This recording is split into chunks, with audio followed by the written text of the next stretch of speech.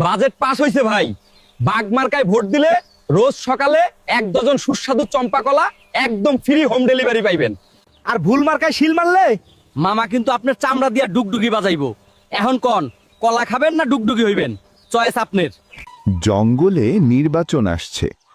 বাঘ দাঁড়িয়েছে প্রার্থী হিসেবে, আর তার প্রচারের দায়িত্ব নিয়েছে এক চালাক শিয়াল। একদিন শিয়াল বানরের কাছে গেল। শিয়াল বলল, বানর ভাই, আর কতদিন ডাল থেকে ডালে লাফিয়ে কোমর ব্যথা করবে? এবার আমাদের বাঘ ভাইকে ভোট দাও। বানর অবাক হয়ে বলল, ভোট দিলে আমার লাভ কি? বাঘ তো আমাকে দেখলেই হালুম করে।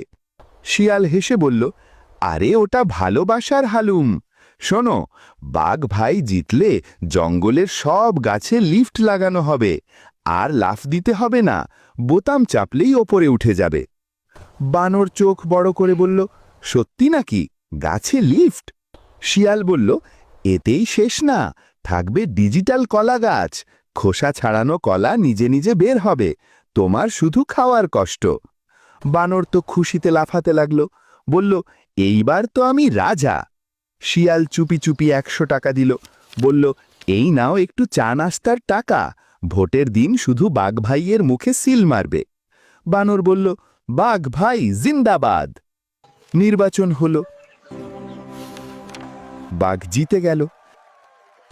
কয়েকদিন পর বানর খুশিতে বাঘের কাছে গেল।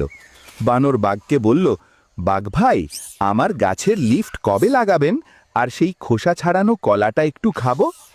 বাঘ গর্জে উঠে বলল, কিসের লিফট, কিসের কলা? আমার সময় নষ্ট করছিস কেন? যা ভাগ এখান থেকে, না হলে তোকে দিয়েই নাস্তা করব। বানর ভয়ে কাঁপতে কাঁপতে বলল, কিন্তু শিয়াল ভাই তো বলেছিল।